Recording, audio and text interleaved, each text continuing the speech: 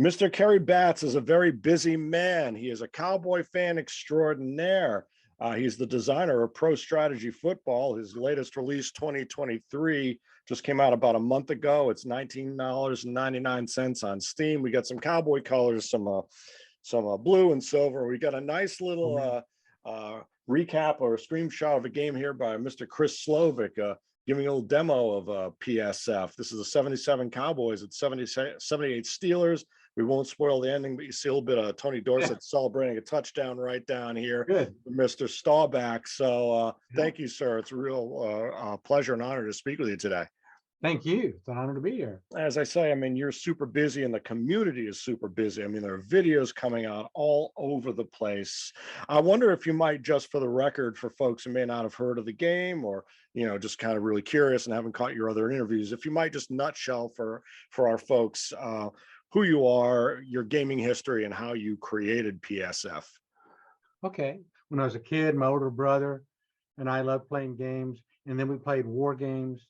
And then in 1975, I was visiting my brother, Kenneth, and I didn't really watch sports, but he was talking, we were watching the Cowboys and Vikings, and he was telling me about Coach Landry, about Roger Staubach.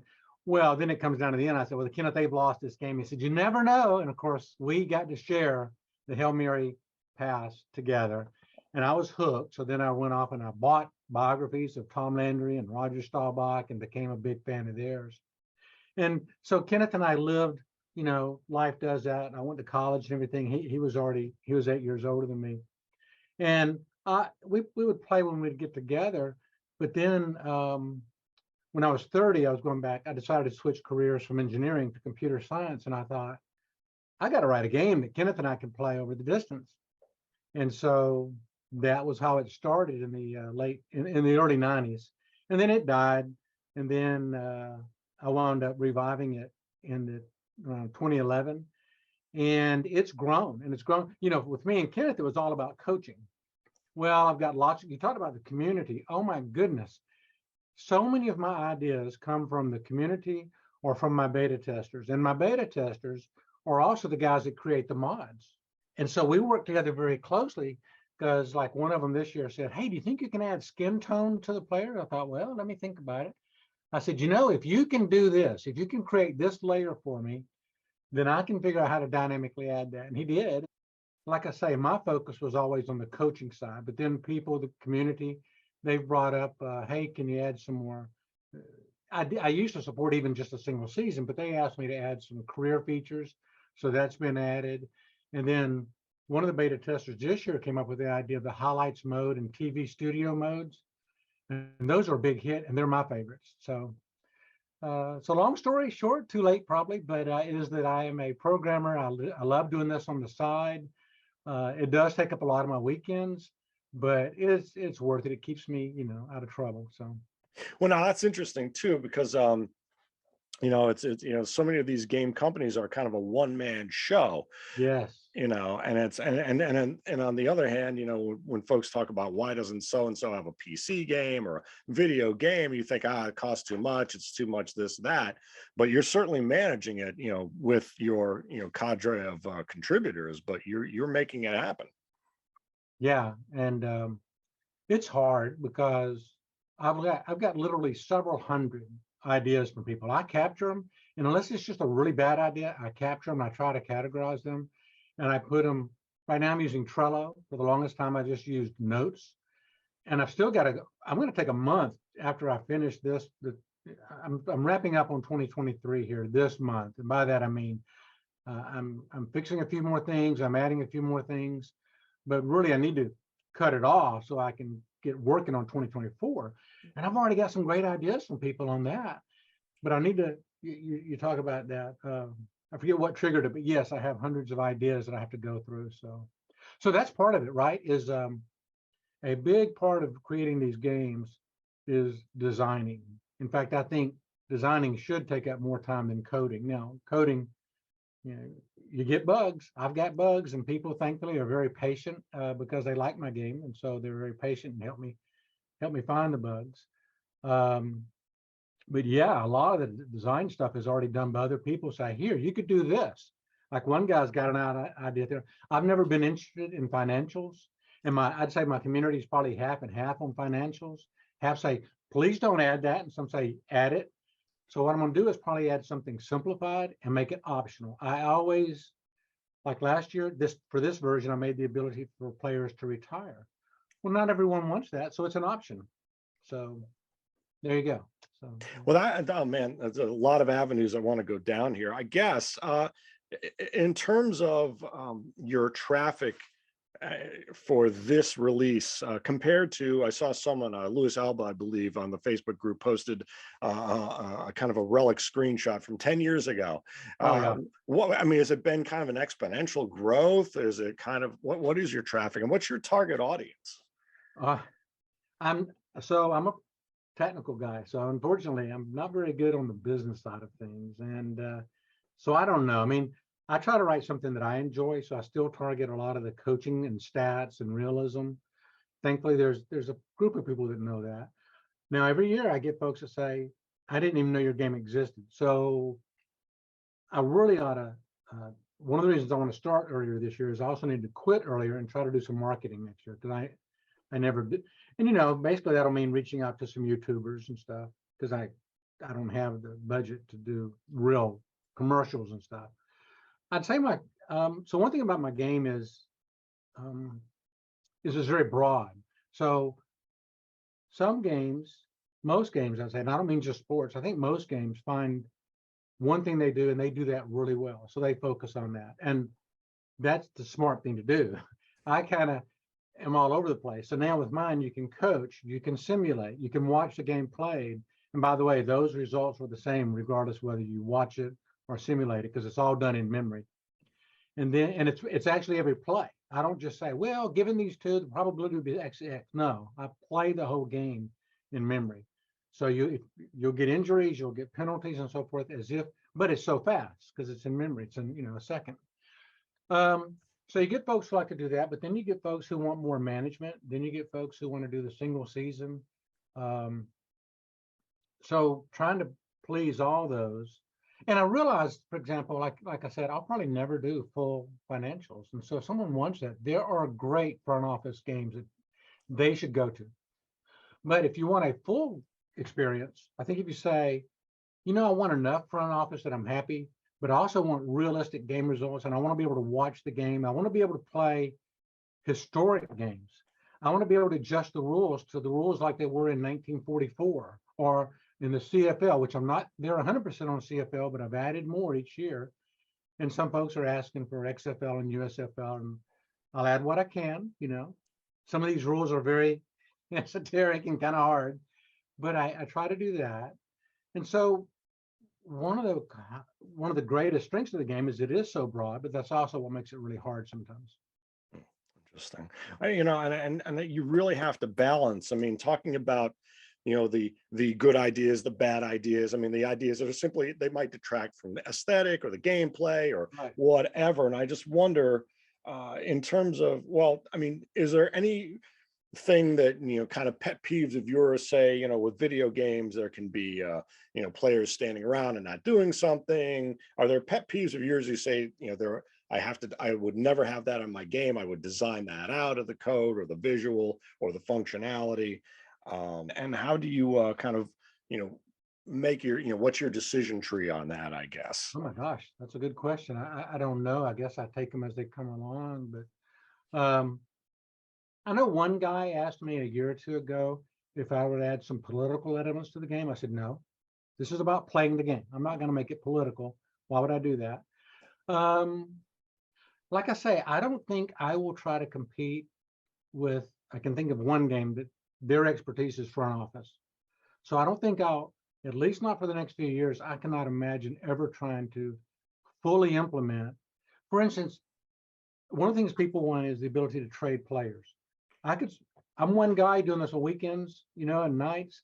So to get that right, even the games that do that full time, they get complaints because to have AI to AI trading, that's hard. So I asked on the forums, I said, hey, the best I can give you next year is human driven trading.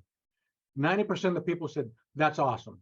You give me that, I'm satisfied. I have to weigh my time, and that's been hard for me. I frequently would say yes to as much as I could, and I've learned, you know, I've got a family, I've got a life, and so I can't say yes to everything, but I really try to. And the other thing is try to balance it. So, because I want to do things for coaching, like I want to add audibles next year, but also want to do more things for career, like human-driven trading. And some other guys had some great ideas on improving free agency, on improving. I already have where you have training camps, you can help players grow and stuff. But some of these guys, they wrote up documents for me. And I'm like, oh my gosh, you did the hardest part of my work. So yes, I will try to add that next year. You know, if nothing else, to reward you for what you did. And that's the game designer's, game owner's curse, isn't it? It's like you've Yes, got so many people love it, and you know, in essence, it's kind of like music writing. It's kind of like once you put something out there, it becomes other people's thing, you that's know, and right. you really have to kind of speaking of features and functionality, and just in my cursory look at the game, it's so incredibly robust now. It's really quite shockingly rich and detailed, and now this year down to the you can decide whether the players have short, long sleeve, short sleeve, no sleeve, face mask, no face mask, move the goalposts. Someone designed the old H style goalposts, and of course you've got the dreaded, ugly looking fields with the baseball diamond. I mean, That's right. and the sogged up turf. I mean, just like it looks dangerous to play on. It just really captures the flavor there. And I just, you know, it's, and speaking about balancing the users, I mean, you talk about, I mean, you know, if you go back to Tecmo Bowl, now you've got Madden, I just got NFL Blitz, the arcade one up, brought back the kind of console game Yeah, from the late 90s. And, yeah, you know,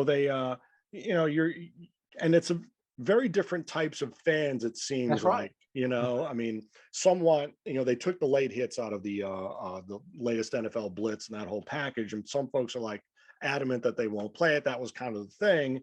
You seem to straddle that, you know, that sim where it's kind of Tecmo Bowl meets action PC. I mean, it's hardcore player data in there. Right. And I guess, you know, we've kind of addressed that, but I mean, and I don't think you have the time to kind of look into the types of fans, but do you kind of get the gist of your fan base being, you know, they want that statistical accuracy and some of that kind of physical fun, Tony Dorsett doing the touchdown kind of dance, Yeah. stuff like that? You know, you made a great point there. And I totally missed that a minute ago when you talked about audience. You're absolutely right. There are fun arcade games. My own son, prefers arcade. And I get that, you know. I mean, I used to play World of Warcraft with him, and then Guild Wars. And with my brother, we loved playing the older Ghost Recon. So I love that first person thing myself. But my game will never be that. It's just, I mean, that's a massive effort right there on its own. And so my audience is more of the, hey, I like calling the plays, I like managing the players, but then I want them to play it out. And I want it to be realistic. Now, realistic means there's a band of percentages, right? You might have an 80% chance of completing this pass because you did everything right, but you still could be incomplete for any number of reasons. Um, so, and to me, that adds the fun of the game. And you talked a minute ago also about the game. Once it's out there, it becomes their game. I love that. And that's one of the things I try to do. One fella asked on Facebook this past week, I think it was, he said, can I replace the helmets with just logos? I said, absolutely. You go into here and you do that. And he said, oh my gosh, thank you. That's a game changer. Now, you also said a minute ago, the game is very rich, and it is. And one of my big challenges is I don't know how to tell people everything that's there, you know, because there's things there. I've had people say, I've been playing your games for months and I just now noticed X. I'm like, oh, I wish I could have told you, but I don't know what to tell you. So yeah, Well, and along those lines, God, there's so many avenues, so many questions I want to ask you. But in terms of kind of the Easter eggs that are in there, are there a few things that you would really now, you know, with the opportunity there to say, look for this, look for that? yeah. I wish my mod guys were there. They're the ones that created those, Mm. and they did great jobs. For example, I forget. There's one where an airplane is in the stadium, And so it's that year, that team. So that's there. There's another one where there's Santa on a snowmobile, I believe. And so there's these Easter eggs, but those are all from the mod creators. Um, I guess someday maybe I should add something to the coaching side of it too. Oh, no, one thing, people made a great point this year that Hail Marys were too successful. So I went in, I looked at it, and said, oh, I see what's happening. So it was. Well, now that it's down, if you go do research, it's more like 10%, 9.7%. And so I've tried to get it down to that. So that's not an Easter egg, but it will be rare enough that it's more of an exciting thing when it happens. So Yeah, I wanted to ask about that. I mean, really, when you've, after the aesthetics are through, then you've got the real stat head, and it's a functionality and playability thing too. And it may, I was going to ask. I mean, if you look at, I mean, we have a lot more advanced stats coming out here, but a Lou Groza, for instance, kicking a field goal, he's not going to win you the game if he's kicking from 45 or 50 yards out. So how do you handle that? And like kind of era specific player ability, but also things like, and you talked about the Hail Marys, but penalties and turnovers, team tendencies. This team got penalized more often at this type of game or this type of penalty, etc. I mean, are you still working on weaving all that in, and maybe is it easier for the newer seasons given the fresher data? that's a great point because, for example, so originally I had player ratings, but many of the attributes are at the team level. So I'm thinking back at the old Tom Landry game. So if you look at stats, like you say, they're at a team level on penalties.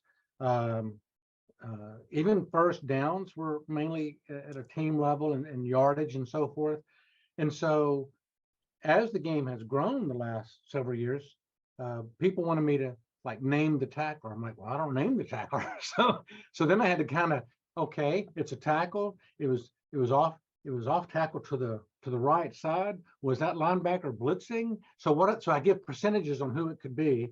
And mostly it's going to be the men that are there at the hole, unless he breaks through. Now it's going to be like a defensive back, most likely, or a linebacker. So I went through all that to do that. I've lost track of your question. You were asking me about. Well, just again. Oh, team like level, personal level. Yeah. So some of the team level stuff is still there, like penalties. So some folks are asking, well, can you name the fellow who did the holding call? I'm like, well, Geez. I guess I can statistically give it to one of these linemen. But the other thing was, so we had to give pass rush ratings to linebackers and to linemen. Well, you go back before, I forget when they first started tracking sacks by player. I think 82. 82, I think, yeah. Okay. Well, you go back before that, and that there are great sackers, but you don't have the ratings. So the mod guys went in there, and I think they did a wonderful job of creating ratings. And right now my ratings are 1 to 9, and that's really a big, not controversy. There's a big, people on both sides. Well, should I change the ratings to 1 to 99 or 1 to 20? 1 to 9 is a nice thing because it fits on your screen really easily, a single digit, and it's simple to do. I'm considering expanding that next year, but I've also got to look at, well, how does that fit into all the other things I'm going to try to do next year? So it's already a dramatically long list. I feel for you. You mentioned some really heavy hitting games like World of Warcraft, I think, and Ghost Recon, and you've got to have kind of a level of proficiency, kind of a knowledge of not only a specific game, but how these types of games might work. And like I say, it's like trying to maybe learn like an iPhone versus a Google Pixel, and how the interface works and how it's likely to carry over. And you also mentioned about having some of attributes of the game or functionality in memory. I wonder about how with all these player ratings, how CPU play versus user proficiency works in replicating or at least approximating actual team tendency, your 77 Cowboys versus, say, the 44 Redskins or something like that. Great question. And in fact, I was playing one of my mod creators, the 77, 75 or 77 Cowboys, but I didn't coach them right. I mean, so you do need, so yeah, I threw an interception at a bad time. Because Staubach was extremely reliable and great leader and everything, but they were they like to run a lot in the 70s. And I was sitting here trying to act like they were run and shoot and stuff, and you don't do that. And so that is an excellent question. And when the beta testers and when they're wanting to test their ratings, and we're also wanting to test my engine. And so like I created this one thing that would let me tweak certain results by half a yard or something, or half a percentage, and then keep tweaking that because I was tweaking my engine, but they were also wanting to tweak their ratings. So it's not, it's tough because you're doing two different things. And then, like you say, then it gets into, well, if I'm calling the plays, is it doing realistically? And I think it's actually a little bit harder if I'm calling the plays. I have found, although I beat, I took 75 Dallas and went to the Super Bowl, and it happened to be against Pittsburgh, and I won. So, but I also lost the next year. So, so I try to make it fun for both, because a lot of folks love to just watch the game. I think if we look at the statistics over the period of a season, the mod guys tested this over and over and over again. We think that the AI results look really realistic. When a human gets involved, now it gets kind of tricky, right? Because they may coach differently. Or if you got two humans involved, like my brother and I used to love playing each other. We got to where we knew each other. Every game we would play would come down to the wire, because I'm sitting there trying to think, okay, he's going to expect this, so I'm going to do this. But he's thinking, I know Kerry's going to think this. So yeah. So does that help? Yeah, absolutely. Because we talk about randomization and how many results there are. I mean, in Apple football, you've got the rare play charts, and second season has replay charts, play games, and you talk about the great what if factor and how realistic do you want, but is there kind of too much? Like if you took you mentioned run and shoot. If you took the 62 Packers and turned them from a 60% running, 40% pass to a 65% pass, you're going to get what you get, or maybe worse, right? Yeah, that's right. That's absolutely right. And you mentioned an interesting point there. Rarely, but I've had some people that have actually said, I don't get this game. I played the 72 Dolphins, and I didn't go undefeated. I lost a game. I was like, you realize it's pretty hard to go undefeated, even if you're the 72 Dolphins. Now, 72 Dolphins is going to have a much better chance than Cleveland of many teams, unfortunately. So it's statistics. So a receiver, you may have a great receiver, and he's going to have a better chance of making a particular catch. And especially if your quarterback is great at getting it to him, but he still might miss that play. And if he misses that play, and that's a key third down, that can change the flavor of that whole game, which could affect your season. It changes you from being maybe home team to being a visitor in the playoffs, and that could change things. So, or maybe it rains on a day that in real life it didn't. So those things, and that's what I want. I don't want to mirror real life. If I want that, I'll just go read the results online, right? Or watch a replay of the game. So, but I want it to be close. If it's like, well, in your game, 72 Miami often finishes 1-10. We got a problem either in the ratings or my game. Right. So. I wonder, that would be interesting to take every football game out there. And since it's the 50th anniversary of the 72 Dolphins, I asked about how many folks have replayed that season. You also talk about the 76 Bucks a lot, obviously the complete reverse, but it's curious, like what percentage of the time should the 72 Dolphins, go undefeated versus not, or the 2007 Patriots, something like that. I wonder, that's right. Kind of something for the broader community at large, I guess. You mentioned weather, and that's another thing that people like to homebrew their weather effects. And we talk about big data, new stats. I guess I don't know if football is quite up to where baseball is in terms of Right. sabermetrics and all that kind of a thing. But do you use, and we were talking about recently about bye week, post, success of a team after the bye week, and there is data out there, but that's how much of that do you as a designer want to take on? You're already taking on a boatload of material, but I wonder about your weather effects. I mean, you've got the snowy field that's in there, and that, like I said, the rainy field. It looks just like you feel bad for the little mini players on there. It's just, That's how right. do you incorporate the weather effect, and does it affect certain types of teams? The run team will do better. Can you change the cleats like the sneaker game? I mean, all kinds of stuff like that. Okay, I thought you mentioned a couple of things I never thought of. I never thought of considering bye week. That's a great idea. And cleats, yeah, that's a real good point too. So if the field is wet, and I'd have to go look at my code exactly, but so sweeps, they're going to have a chance of losing, right? Because you might slip. Now, if you get around that, but conversely, a quick pass, if you can make your cut, will have a little bit better chance on a wet field in man-to-man coverage, because he might slip, your defender might. So it does look at your ratings somewhat as well as a field. Now, temperature, I don't let the temperature tire the players. I probably could add that. And used to, the only way you knew that it was cold was to see snow. Well, this year I added actual temperature to the game. Yet last year it was just, in previous years it was a more of a conceptual. It's hot, it's moderate, it's cold.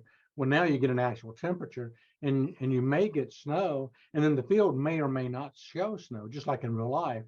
And so, but you'll get a hint if they're wearing long sleeves that it's probably pretty chilly. Plus, the game will tell you that it's what the temperature is. So. Sure.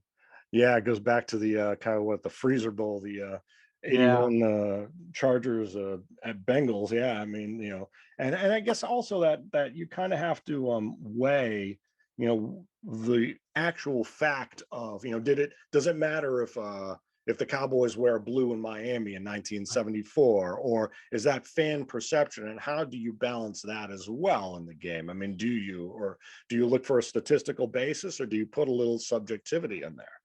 I actually hadn't thought of that one either. So, but that brings up the feature of your question about attributes. So there's so many attributes, right? There's the player ratings, and there's sometimes multiple player ratings, right? I mean, the men blocking at that point, the defenders at that point. The rating on the running back depends if he's going wide, inside, or middle. Defense, are they keying? If they are, if they're keying flow, did you run counter? So all those come into play. Well, you can't let any one of those completely overwhelm the rest of the play. So every one of them, they're small, but they're cumulative. Now, the thing that makes the biggest impact on the game is defense right or wrong? Because if defense is looking pass, they're more likely, the linebackers are more likely immediately dropping back. And if you call a run, you've increased your chances. And vice versa, if they're calling run and you're calling pass. So that's the biggest impact of the game. Past that, then it gets into, well, did you double team? Did you key? Did you blitz? If you blitz, did the offense hold a man back to block? So all those things add up to percentages. And so on this play, if it's a pass, there's a certain percentage, was it complete? And before that, it's even, well, did it get to the receiver? And then you look at his hands, and all that adds up to well, was it complete? Was it a pass rush, which is a little bit different than now you look at the quarterback stuff. Was it a sack? Was it an interception? So, that's how the statistics come into the game.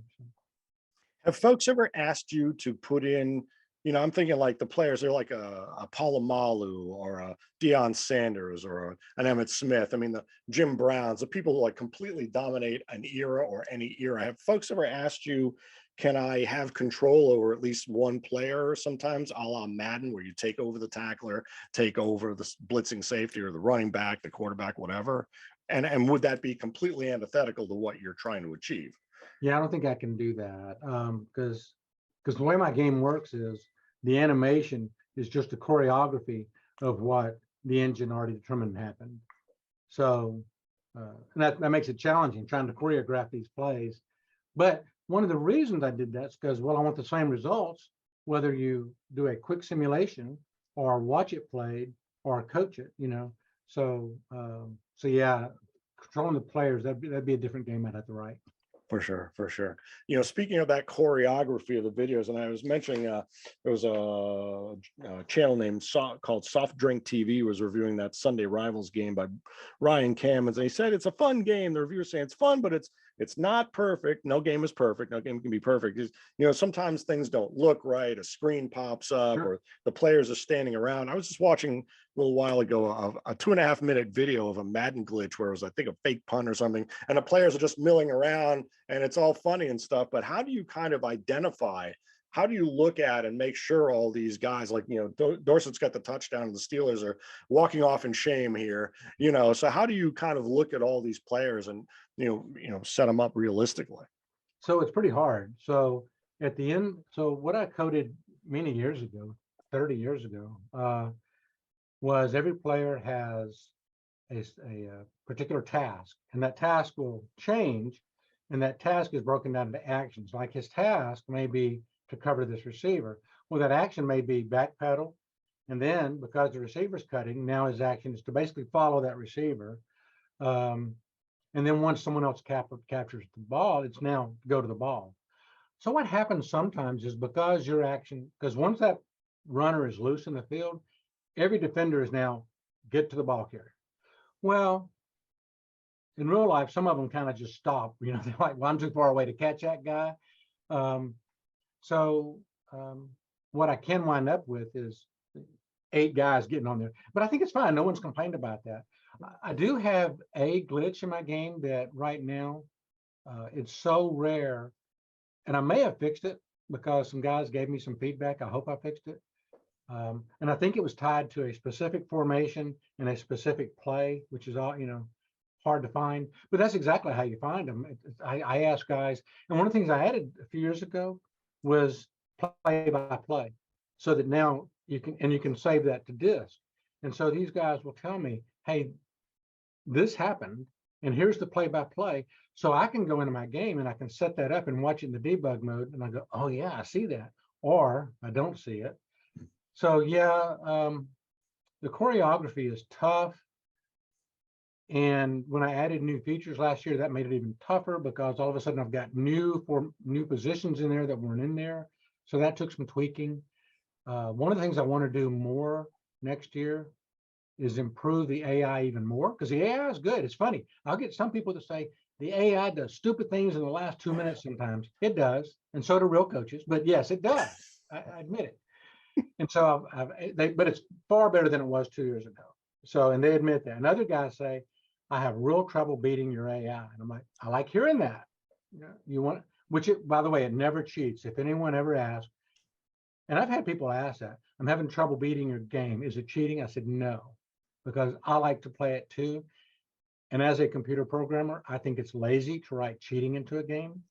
That's where I could make it where the defense knows your call. Well, that's cheating.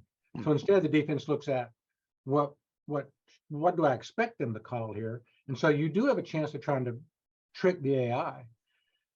So, but the choreography, yeah, that is hard to get, and hard to get every player right. But basically, it's that idea of, well, I try to give every player a task and an action. And when there's a score on defense, every guy's action is to walk off the field in shame, pretty much. So. There you go. There you go. In terms of, well, a couple things. I guess the CPU is really a big one. I've always felt that as you play Madden, if you get that last 2 minutes, I feel like the CPU toughens up a bit. And then, of course, you've got the different level, like are you playing rookie, advanced, super, all pro? Do you have player individual levels in the game, or is it a flat kind of, you're playing the game at, this level? And does the CPU, you say it's just reading, the situation and input? It's a great question also, because so yes and no. So, I mean, or yes and yes, I'm not sure. So yes, on your side as a coach, there's 2 levels. If you think Paydirt versus Strat-O-Matic. So in my game, the the mode that I originally wrote is what I would now call the advanced mode.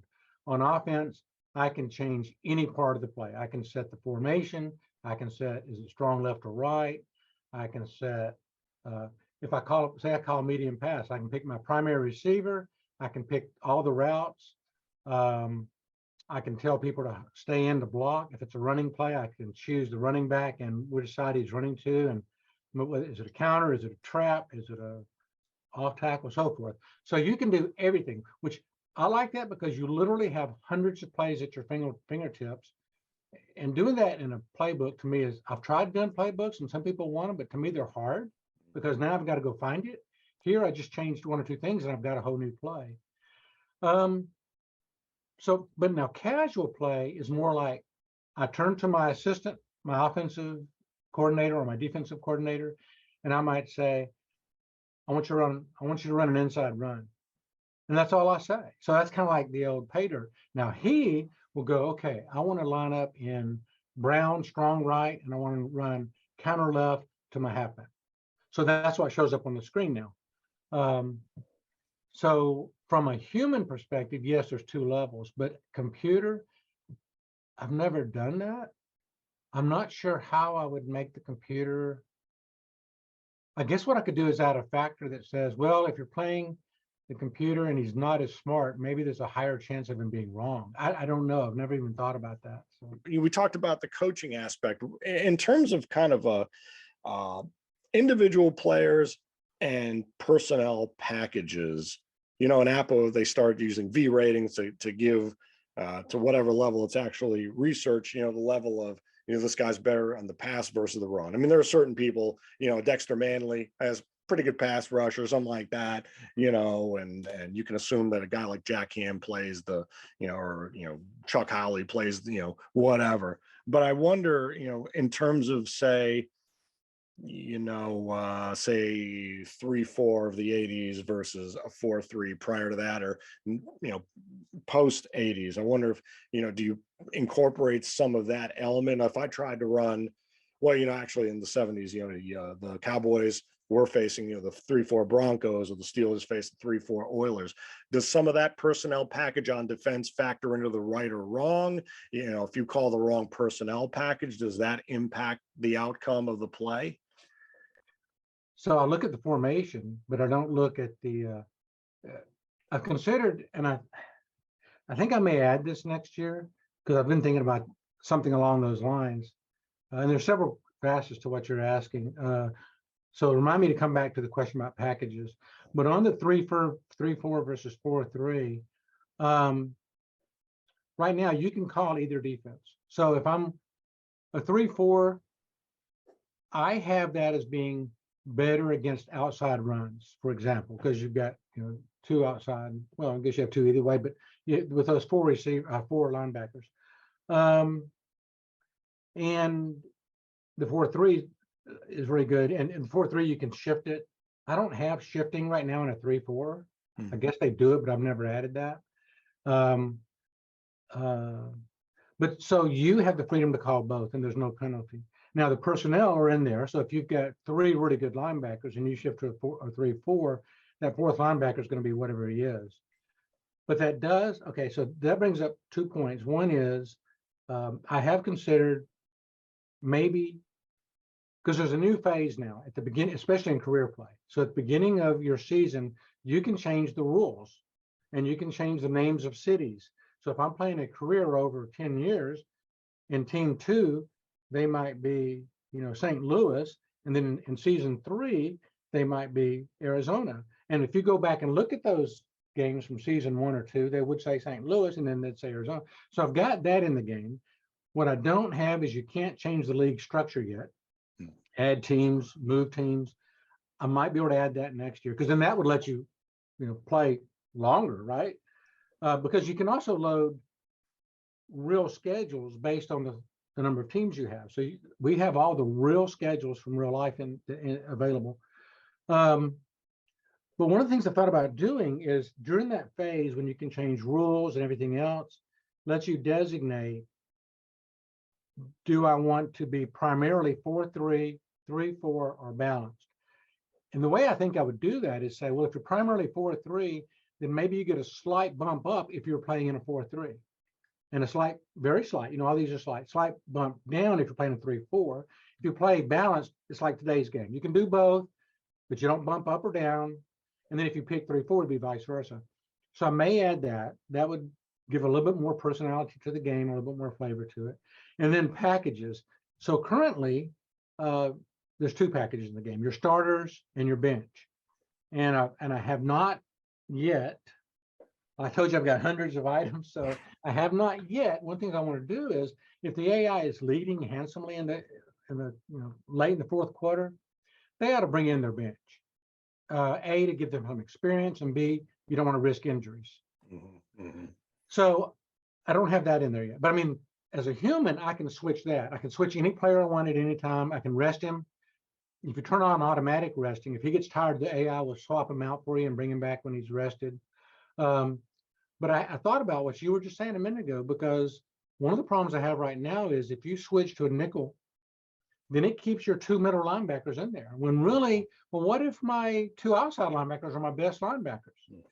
Well, some people would argue, well, in real life, they're not used to playing inside, so you leave the two inside guys. Or they say, well, I want the freedom to bring them in. So I'm thinking, well, what if I add a nickel package next year? And then you just made a good point. Well, what if I have a 3-4 package and a 4-3 package, or a run package, because I do have where some defenders are better against run or pass. So will I add that next year? I don't know, but it should be within the next few years. Yes. There you go. There you go. I mean, yeah, that's, nickels, dimes, and the NASCAR the Giants were doing, and then we talk about the two tight end. And, is that actually weighted to be better to the run or for the pass? If you got like the 79 Raiders and APBA had a pair of A-rated, tight ends in Casper and Chester, it certainly shouldn't maybe be a detriment too much to your passing game. That's right. In fact, I think the Steelers and the Cowboys were running three tight end a couple times, maybe in Super Bowl 10, and they passed out of that three tight end on the goal line, something like that. So, it's just all these, again, and maybe that comes down to perception versus here's what they actually did. If you've got to go back and look at all that stuff, it's amazing. And you say all the seasons, so 2021 season is available, and that had to be what an incredible postseason for all these game companies. Everyone should have seen a boost. I mean, Deebo Samuel.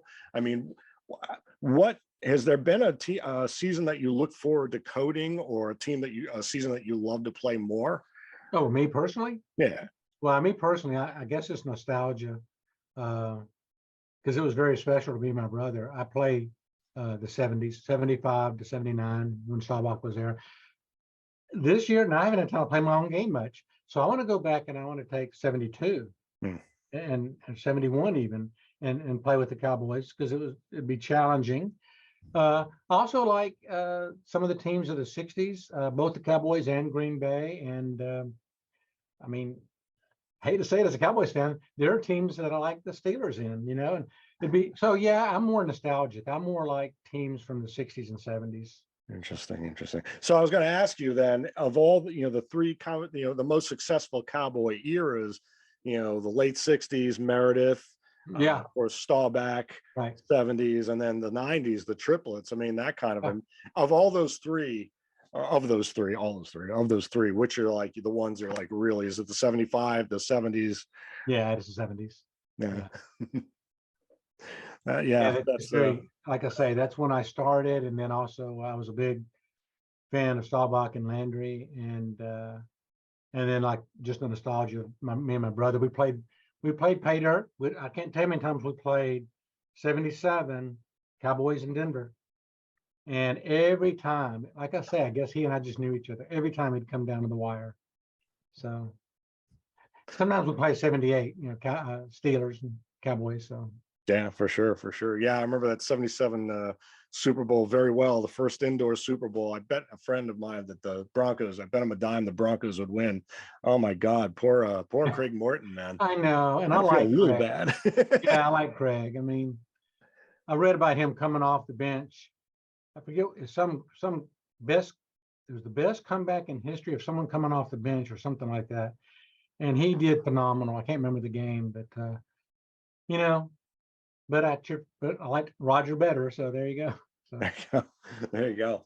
Do you have, I mean, outside your copious list of to-dos now for Pro Football Strategy 2024, and outside of these nostalgia, are there any other projects? I mean, going back to 71, 72, are there any other kind of seasons that kind of kick around in your head? It's like, I wonder about, single platoon, or, if I could have taken the 89 Cowboys a little farther, gotten them developed a little quicker, and any other seasons that kind of. yeah, it'd be nice to see. I mean, one thing I'd like to do is, well, what if, oh, so that leads into something I really want to add next year. And I think I'm the only person that wants this. So I have to see how much work it is, because will it pay off? So, there's all these leagues out there that the mod guys have created. So I can download any year I want, and I can download the actual season. But once you start a career, you're kind of locked into that, what you started with. And now the only way you can advance is you can go through a draft and you can edit that draft pool. But I'm thinking, what if I take 72 Cowboys and I coach them that year, but then when it comes to the off season, what if I have a choice that says, do the normal way, go through the draft. Now, if I go through the draft, one of the things we're thinking about adding this year, and this is up to the mod guys because the game already allows it, if they created actual real draft classes. So you could actually pull in the 72 draft class, draft pool. That'd be fun. But I'm thinking, what if I have a second option where I say, instead of doing all that, I pull in the 73. Now, if I started with 72, I pull in the 73 league and I map those players to what I've already played. And now I pick up from there. And then I pull in the 74 league. Now, right. I would do that every year until I get to maybe 80 and don't have Roger Staubach retire. That's it. So I don't know if folks would like that feature or not. So I don't know whether to make it a high. But the things I have to implement to be able to support that is for careers to modify their structure over time. Go from 26 teams to 28 to 31 to 32, and then change the division layout. So if I do that anyway, then adding this other thing may not be that much extra work. And this other stuff I just mentioned, people are asking for because they would like to be able to move teams, change the structure over time. That's a lot of work, but I'm going to try to. Yeah.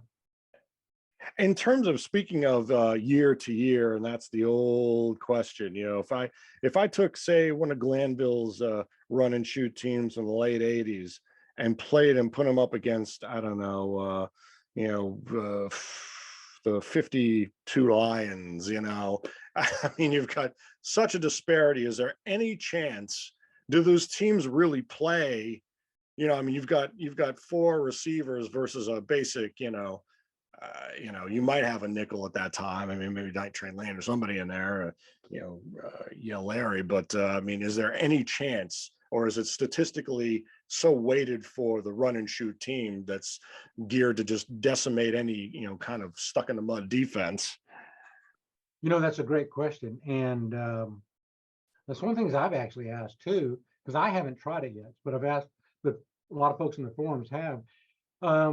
So far, no one's complained, but what I want to know is, but do you get a good matchup? I mean, was it 57 Giants, or who was it? I forget, but like you say, or even the early 50s, some of these teams, well, they were great in their time, and who knows how they would do today.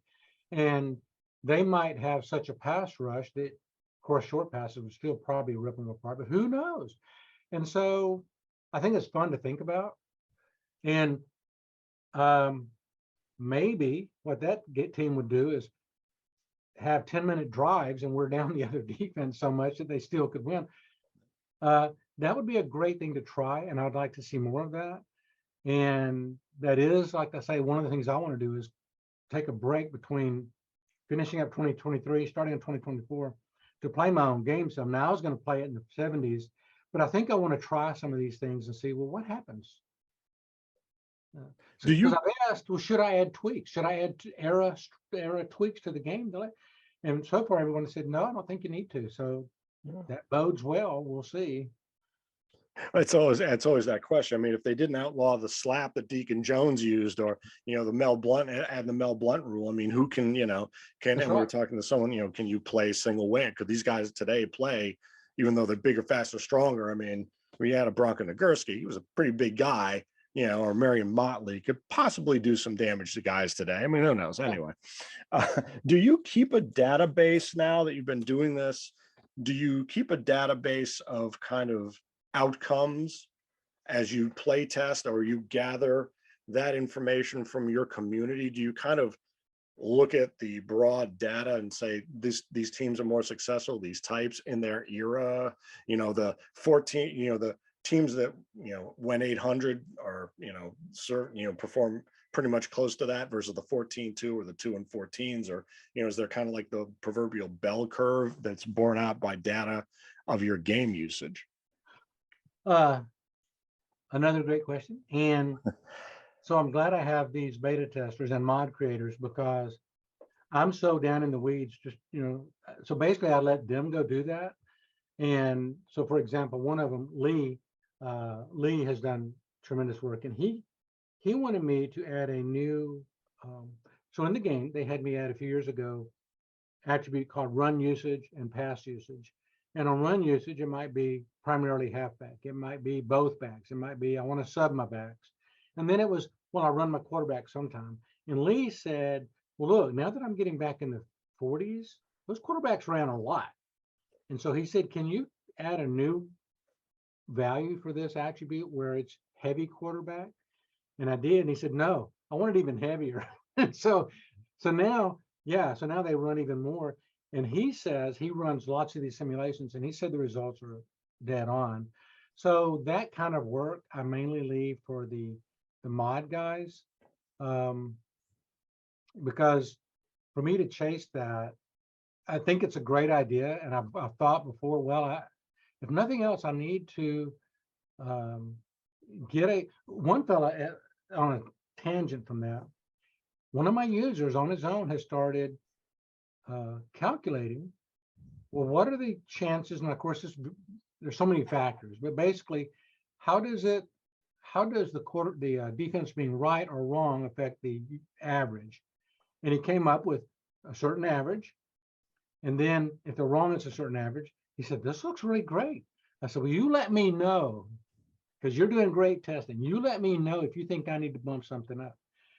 And he said, I will, but right now, and other people, I mean, now that has gone like 3 pages over on the Steam forum. I do think one thing I'll add next year is a new slider tab that lets you slide, like I talked about earlier. So maybe you want to let runs be a half yard bigger, or maybe against wrong, but maybe a half yard less against right, or maybe both go up higher. So that I'm gonna give users that option, like you said earlier about users on the game. So kind of continuing with that. And also because my engine does well, but rather than me tweaking it, let you tweak it on a more macro level. So Well, are you actually getting code when you're talking to modifiers? I mean, folks are offering, obviously they'll offer things up to and you can consider, but if you send things out for beta, are you giving specific instructions and making sure there's kind of like that baseline of, you should do it this way if you're going to send the code back? I mean, do you have folks kind of adhering to a kind of nomenclature? Or is it all just kind of work out and you juggle it on your own? I need to improve that, because too many bugs got through this year. I think because we all assumed somebody was testing this one feature in the editor. Turned out nobody was testing it. And so I release it thinking it's great. All of a sudden it's crashing and stuff. And it turned out it was a memory issue, but I had it fixed within about a week and a half. And thankfully, even my worst detractor, one guy was beating me up badly. And I was like, dude, I work on it part-time. I will get to it, but I need more information. When is it breaking? And one fella got on and says, here are some exact steps I can take and breaks. I said, thank you. I did those steps and it broke it. So now I was able to go in, and once I can duplicate it, I can fix it. So I fixed it. But yes, I think 2 things I've learned. Before, a few years ago, there was one beta tester. It was me. like I say, I'm a programmer. I never really did the business side, and it never even dawned on me, folks might want to test my game. And then these guys approached me a few years ago, the mod creators, and said, "Hey, we'll work with you." I was like, "That's awesome." And so we worked together on creating tournament brackets and mods. And instead of me hard coding the schedule each year, let's make it CSV so you can import it. Like, oh my gosh, why didn't I think of that? And so I know that next year I'm going to invite more beta testers, and I'm going to write up a document, and I'm going to say, I'm going to ask you to test a certain area.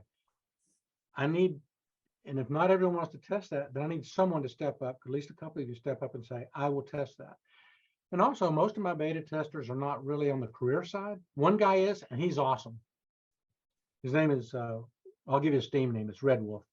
And he's the one that gave me the formulas for retiring players, gave me the formulas for calculating OVR ratings on players. And he's given me more stuff I haven't even been able to implement yet. He's the one that came up with determining the player of the game. And so he's got all these ideas for career, and some other guys on Steam have ideas for career. So I'm going to invite them. Now, I got to be careful. If I can't invite 100 people to be beta testers, that's a lot of noise. But I do want to invite many more, and I do want to write up, like you said, and I also want to write up and say, guys, if you run into a problem, give me details. And also don't just ignore it. Someone else's one tester came out and said, yeah, I was wondering about that. And I was like, then why didn't you tell me? I never knew that was a problem. And so, yeah, let me know if you run into a problem, because the earlier the better. So Sure. Well, I mean, I hate to say, because I'm not the one doing it, that's kind of the fun of it, but it's the uncharted territory that kind of keeps it, yes. I imagine, I hope, interesting. Yeah. Thank you so much. I just have one last question, kind of looking to the future. I mean, you've got so many people engaged in your game, and they're so engaged. I mean, Fast Drive Football has it's incredible and contributors. APBA, all the companies have their incredible contributors. I just wonder, we talked a little bit about your target audience demographic, what you think the future of the tabletop, the video, sports gaming generally, maybe by type, specifically board or video. Obviously, you're straddling that video plus sim territory. So, do you think, the arcade video versus the more realistic or whatever, is it realistic Madden? I mean, it looks good, but is it a really, where do you think, do you think younger players will come to the fore in a video game like this, or do they want a certain type of game? Do you think these games might be, folks might grow into sports games, the nature of sports changes? How do you think that might influence the future of sports gaming? Yeah. So another thing I've never really done, I guess because my original intent of this game was something my brother and I could play, and then someone actually came to me, had me present it to a company. They liked it. Then they asked, would you be okay with Tom Landry seeing it? I was like, yes. So it became Tom Landry Strategy Football. Nice. And so I've never done market research, but I know what I've seen. I know I like board games. Board games, I think, are more social, but they're also harder, right? Because you got to be in the same room. So I think that computer games have their place. I certainly hope so. I think my audience is either it's extremely eclectic, or I'm not doing a great job of expanding the audience, or I just need to market better, because I don't think it's ever, well, I know it's never going to be like Madden. And to answer your question more specifically, I think Madden is going to continue to dominate, which sometimes amazes me, because I see complaints every year about how bad it is.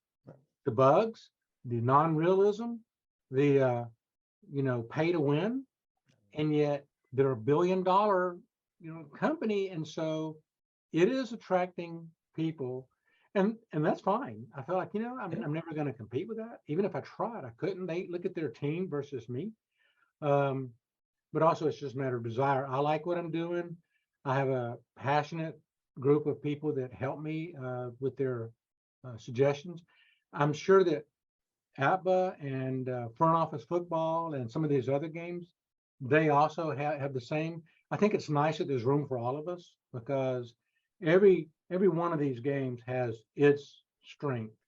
Um, Mine is not going to have the front office strength of front office football, but it has other things. For one thing, you can watch the play on the field and you can coach. So I think there's room to have them all. But to answer your question, I think it looks like, if you look at dollars and you look at users, then Madden is going to continue to dominate in these arcade games. And I think those are what younger people really seem to like. Because I look at my audience, and most of it seems to be people who, well, it seems actually 50-50. I think there's about half the people that like to play the 2022 season, the latest season.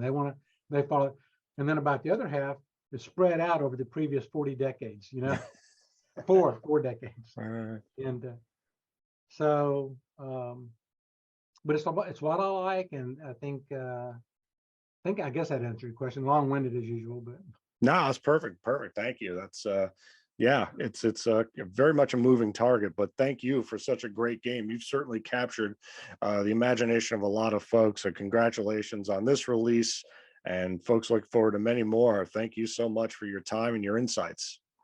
look, if I can close, Of I just want to course. say, thank you to you and to so many people. I mean, the guys who came up with the idea of the moving goalpost. One of my testers is the one that drew the goalpost for me. So I just put them.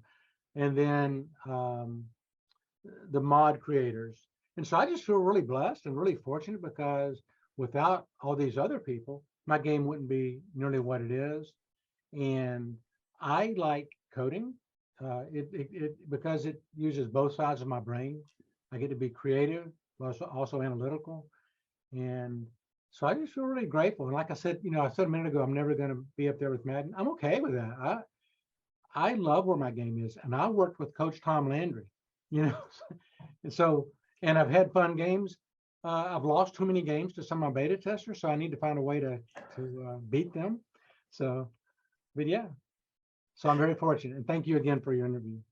Absolutely, sir. Thank you so much. And everyone enjoy Pro Strategy Football on Steam. We'll put the link in the description. Everyone give it a shot, but be careful, try be detailed. If you're going to give feedback, be detailed. Absolutely. Thank you, sir. Have a great day. You too. Thank you very much. All right.